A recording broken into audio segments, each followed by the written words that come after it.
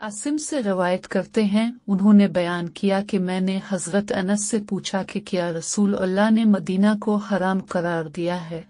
उन्होंने कहा हाँ, फला मकाम से फला मकाम तक का दरख्त न काटा जाए। जिसने इसमें कोई बिदअत की तो इस पर अल्लाह और फरिश्तों और तमाम लोगों की लानत है।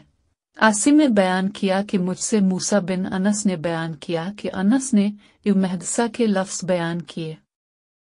अल्लाह ताला का कौल के वो बात न कहो जिसका तुमको इल्म ना हो। उर्वा से रवायत करते हैं, उन्होंने बयान किया कि हमारे साथ अब्दुल्ला बिन उमरो ने हज किया। उनको बयान करते हुए सुना कि मैंने नबी को फरमाते हुए सुना कि अल्लाह ताला इल्म को इस तरह उठाएगा कि उलमा को उनके इल्म के साथ उठाया जाएगा, तो जाहिल लोग बाकी रह जाएंगे। उनसे मसला दरियाफ्त किया जाएगा तो अपनी राय से इज्तिहाद करेंगे और फतवा देंगे, दूसरों को गुमराह करेंगे और खुद भी गुमराह होंगे।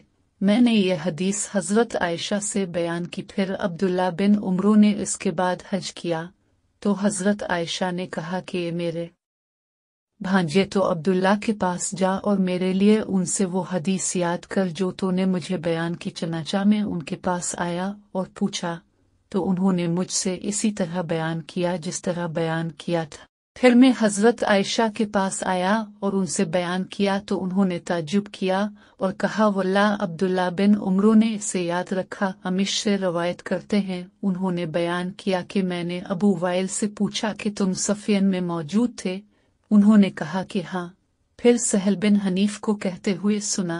दूसरी सनद मूसा बिन इस्माइल, अबू वाना, अमिश अबू वाइल से रवायत करते हैं, उन्होंने बयान किया कि सहल बिन हनीफ ने कहा, ए लोगों, अपनी राय को अपने दीन के मुकाबला में तोहमत लगाओ, हकीर समझो। मैंने अपने आप को अबू जंदल हुदैबिया के दिन देखा कि अगर मैं रसूल अल्लाह के हुक्म से सरताबी कर सकता तो जरूर करता, और हमने अपने कांधे पर तलवार इसलिए नहीं रखी है कि हमें खौफ में डालें, बल्कि इसलिए कि हम किसी ऐसे काम में सहूलत पहुंचाएं जिसे हम जानते हों, न कि इस काम की तरफ जिसमें इस वक्त हम हैं।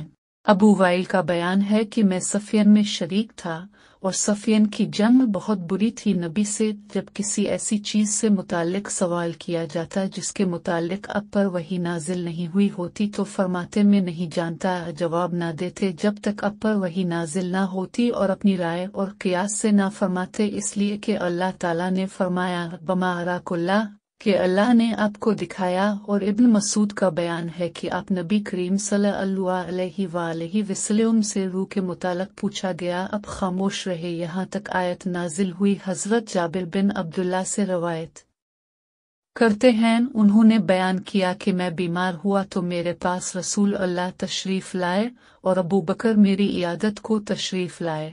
दोनों प्यादा थे। जब मेरे पास तशरीफ लाए तो इस वक्त मुझ पर बेहोशी तारी थी। रसूल अल्लाह ने वुजू किया, फिर अपने वुजू का पानी मुझ पर छिड़का।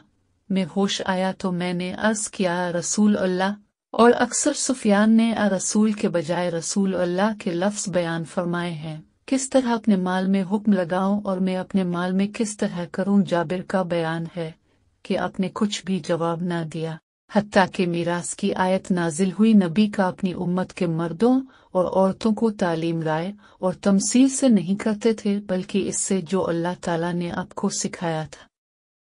अबू सईद से रवायत करते हैं, उन्होंने बयान किया कि एक औरत रसूल अल्लाह की खिदमत में हाजिर हुई और अर्ज किया, रसूल अल्लाह, मर्द तो आपकी बातें सुनकर चले जाते हैं, इसलिए आप हमारे लिए अपनी तरफ से कोई दिन मुकर्रर करें कि हम भी आपकी खिदमत में हाजिर हों और आप हमें सिखाएं जो अल्लाह ने आपको सिखाया है। तो आपने फरमाया कि फुला फुला दिन में फुला फुला मकाम पर हाजिर हो जाया करो। चनाचा औरतें जमा हुईं और रसूल अल्लाह उनके पास तशरीफ लाए और उन्हें इस चीज से सिखाया जो आपको अल्लाह ने सिखाया था। फिर फरमाया कि तुम में से जो औरत अपने आगे अपने बच्चों में से 3 को भेजे तो वो इसके लिए जहन्नम से हिजाब का सबब होंगे। इन औरतों में से एक औरत ने कहा, रसूल अल्लाह 2 भी।